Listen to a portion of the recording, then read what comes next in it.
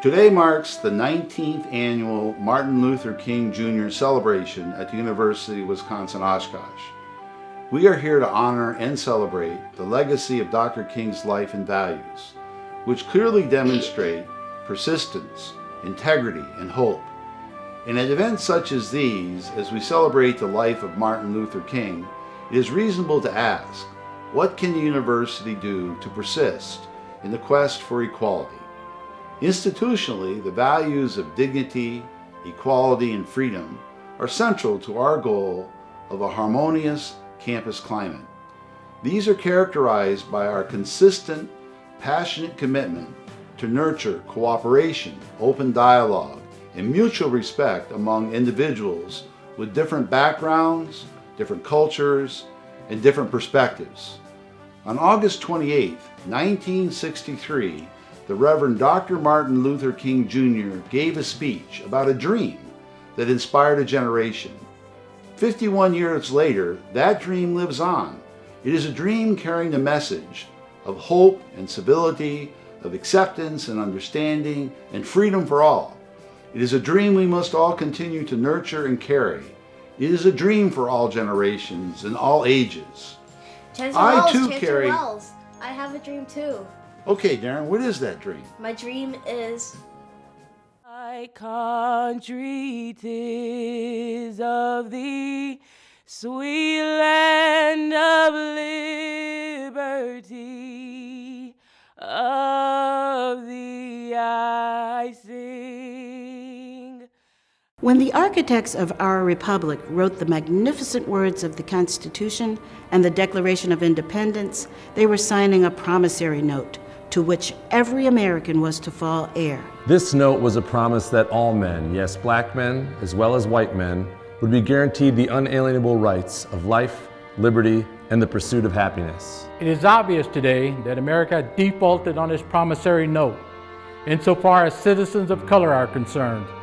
Instead of honoring this sacred obligation, America has given the Negro people a bad check, which has come back marked insufficient funds. But we refuse to believe that the Bank of Justice is bankrupt. Now is the time to make real the promises of democracy. Now is the time to rise from the dark and desolate valley of segregation to the sunlit path of racial justice. Now is the time to lift our nation from the quicksands of racial injustice to the solid rock of brotherhood. The whirlwinds of revolt will continue to shake the foundations of our nation until the bright days of justice emerge. We must forever conduct our struggle on the high plane of dignity and discipline. We must not allow our creative protest to degenerate into physical violence. When will you be satisfied? We can never be satisfied as long as the Negro is the victim of unspeakable horrors and police brutality. We can never be satisfied as long as our bodies, heavy with the fatigue of travel, cannot gain lodging in the motels of the highways and the hotels of the cities.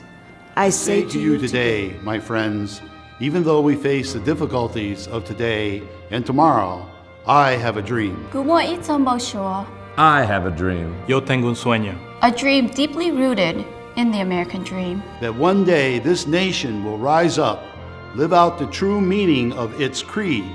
We hold these truths to be self-evident that all men are created equal. The rough places will be made plain, and the crooked places will be made straight. That my four little children will one day live in a nation where they not be judged by the color of their skin, but by the content of their character.